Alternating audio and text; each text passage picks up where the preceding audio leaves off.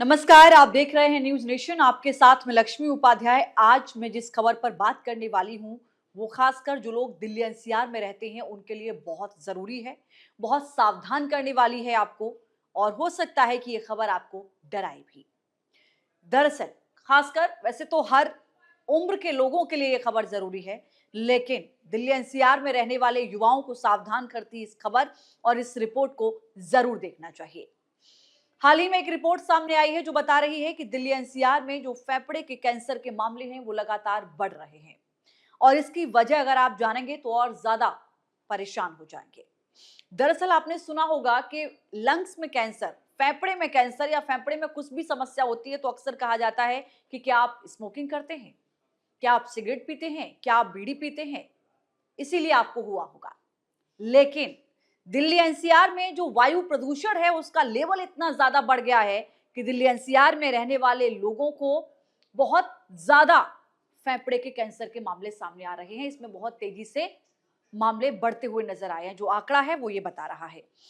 दरअसल समझना होगा खासकर उन लोगों को जो धूम्रपान नहीं करते हैं। आप सोचिए कि आप स्मोकिंग नहीं करते हैं, लेकिन बावजूद इसके आप जो सांस ले रहे हैं उसमें जो वायु प्रदूषण जो फैला हुआ है, जो सांस के जरिए आपके लंग्स के अंदर जा रहा है, वो भी स्मोकिंग से कम नहीं है। और वो आपके लिए फेफड़ों के कैंसर का खतरा बढ़ा रहा है। Asia Pacific lung cancer policy की जो रिपोर्ट एक सामने आई है उसके अनुसार ये बताया गया है कि पीएम 2.5 और धुंध के कारण जो स्थिति है दिल्ली की, खासकर राजधानी की, हालांकि जब आप सर्दियों में देखेंगे तो गुरुग्राम में भी कुछ ऐसी ही स्थिति नजर आती है। और अब तो नोएडा, ग्रेटर नोएडा के कई ऐसे इलाके हैं जहां पर आप देखेंगे तो बहुत ज्यादा आईक्यू लेवल बढ़ जाता है जब पॉल्यूशन अपने चरम सीमा पर होता है। तो ऐसे में बहुत ज्यादा लोगों के लिए समस्याएं बढ़ जाती हैं। दुनिया भर में, चूंकि कल का दिन महत्वपूर्ण था, 1 अगस्त की तारीख थी और 1 अगस्त को लंग कैंसर डे के रूप में मनाया जाता है। और उस पर जो रिपोर्ट सामने आई है वो अपने आप में आपको सभी को सावधान करती है और आंकड़े जो हैं वो निश्चित तौर पर डराते हुए भी नजर आते हैं। अ, दिल्ली में रहने वाले लोगों को लेकर Asia Pacific lung cancer policy consensus की एक जो रिपोर्ट है वो चौंका रही है। इस रिपोर्ट में ये बताया गया है कि वायु प्रदूषण से फेफड़ों के कैंसर के मामले दिल्ली में बढ़ रहे हैं। पीएम 2.5 और धुंध के कारण जो पॉल्यूशन लोगों के अंदर जा रहा है वो फेफड़ों के कैंसर के मरीजों की संख्या में लगातार बढ़ोतरी कर रहा है। इससे स्मोकिंग न करने वाले लोग भी इसमें शामिल हो गए हैं। खासकर देखिए, राजधानी दिल्ली में ये मामले बढ़ रहे हैं। और ऐसा नहीं है कि सिर्फ मामले ही बढ़ रहे हैं, मृत्यु दर जो है, यानी कि फेफड़ों के कैंसर से लोगों की जो मौत का आंकड़ा है वो भी बढ़ रहा है। दिल्ली की हवा की गुणवत्ता सुरक्षित स्तर से 8 से 9 गुना ज्यादा खराब है। और आप सोचिए कि जो उसका सुरक्षित स्तर है उससे भी 8 से 9 गुना ज्यादा है। डबल नहीं है, 8 से 9, 8 से 10 गुना ज्यादा अगर है तो आप अंदाजा लगाइए कि किस तरीके के हालात रहे होंगे। 2000 एक रिपोर्ट जो सामने आई है उसमें बताया गया कि 2020 में भारत में कैंसर के 5.9% मामले थे और कैंसर से होने वाली जो मौतें थी उसमें 8.1% मामले थे। इसमें से ज्यादातर फेफड़ों के कैंसर के मामले थे। यानी कि मौत का जो रेशियो है वो भी इससे बढ़ता हुआ नजर आ रहा है। दिल्ली कैंसर रजिस्ट्री के जो आंकड़े सामने आते हैं उसके अनुसार ये बताया गया कि राजधानी में फेफड़ों के कैंसर के मामले बढ़ रहे हैं। और खासकर पुरुषों में ये सभी कैंसर के मामले, अगर आप आंकड़े देखें, चूंकि 1989 यानी 1988 में जो इसका प्रतिशत था वो था 8.4% मामले कैंसर के सामने आ रहे थे। 2015 में ये बढ़कर हो गए थे 10.6। 2015 तक के आंकड़े हैं। अब 2015 से और 25 में अगर आप जोड़ें, इन 10 सालों को अगर आप और इसमें ऐड करेंगे तो जो आने वाले वक्त में जो रिपोर्ट इन आंकड़ों को लेकर आएगी वो जाहिर है कि 10%, 6% जो मामले हैं उनसे भी और ज्यादा आगे बढ़ती हुई नजर आएगी। यानी कि 10.6% मामले 2015 तक आ चुके थे। 2015 से 25 तक आप जाएंगे तो जाहिर है कि ये रेशियो 10.6 से और आगे ही जाता हुआ नजर आएगा। इसमें महिलाओं में भी ये आंकड़े थे जो 1988 में 1.9 थे और 2015 में ये बढ़कर 3.4% हो गए। यानी महिलाओं में कैंसर के जो मामले हैं वो बहुत तेजी से बढ़े हैं। एम्स की भी एक जो रिपोर्ट आई है उसमें भी ये बताया गया है कि दिल्ली में वायु प्रदूषण और फेफड़ों के कैंसर के बीच संबंध को अब शक के दायरे में नहीं रखा जा सकता है, क्योंकि ये हकीकत बन चुका है। अब तक इस बात को लेकर शक, संभावना या आशंकाओं के तौर पर आप इसको देखते थे कि क्या ये वायु प्रदूषण लोगों को लंग्स में बहुत ज्यादा इन्फेक्शन तो नहीं करेगा, उनको कैंसर जैसी समस्या तो नहीं दे सकता है। तो इसको ये स्पष्ट कहा गया है कि आप इस पर शक मत कीजिए। अब ये हकीकत के रूप में तब्दील हो चुका है कि दिल्ली का वायु प्रदूषण इतना ज्यादा बढ़ गया है कि लोगों को फेफड़ों के कैंसर की बीमारी इससे हो रही है और इससे मौत का आंकड़ा भी बढ़ रहा है। इसके अलावा ये भी कहा गया है कि इस पर आपको ध्यान देने की जरूरत है। जो लोग स्मोक नहीं करते हैं, जो लोग सिगरेट नहीं पीते हैं, इस तरीके का कोई वो शौक नहीं करते हैं, उनको भी ये हो रहा है। अ, एक रिपोर्ट आई है अस्पताल, गंगाराम अस्पताल की भी है, चूंकि मैं इसको इसलिए ऐड कर रही हूँ ताकि आप समझ पाए। तो इसमें ये बताया गया है कि 1988 में 90% फेफड़ों के कैंसर के मरीज धूम्रपान के हुआ करते थे।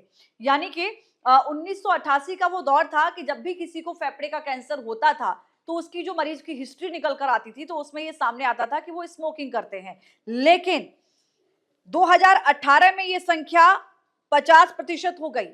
यानी कि अगर आप स्मोकिंग नहीं करते हैं तो भी आपको ये हो रहा है। यानी 90 में से 40% लोग ऐसे थे जो स्मोकिंग नहीं करते थे और 50 साल से कम उम्र के और 70% मरीज ऐसे निकले हैं, स्टडी में बताया गया है कि जो धूम्रपान नहीं करते थे।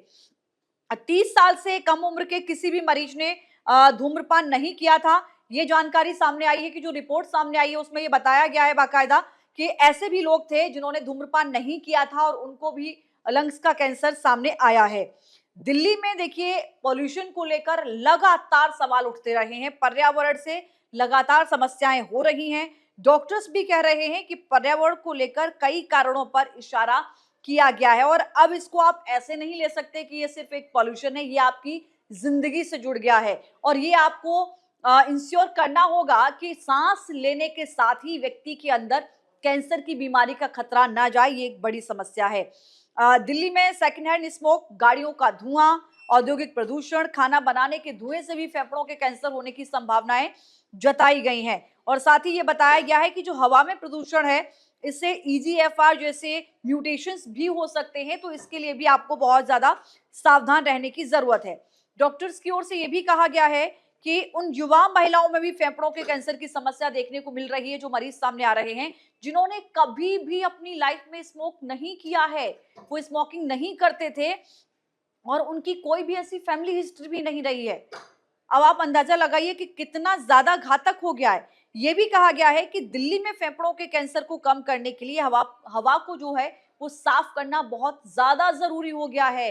आपको ऐसे नियम बनाने होंगे, आपको ऐसे कदम उठाने होंगे, आपको ऐसी नीतियां बनानी होंगी ताकि राजधानी दिल्ली में रहने वाले हर एक व्यक्ति को आप स्वच्छ हवा प्रदान कर पाए, ताकि वो ये श्योर हो कि अपनी सांस ले पाए कि जब वो सांस ले रहा है और सांस लेने के साथ ही जो हवा उसके फेफड़ों में जा रही है वो कैंसर के कण लेकर अंदर नहीं जा रही है। ये आपको सुनिश्चित करना होगा। ये सिर्फ एक पर्यावरण का मुद्दा नहीं है, ये एक स्वास्थ्य के लिए इमरजेंसी जैसा हो गया है जिसके लिए आपको गंभीरता दिखानी होगी।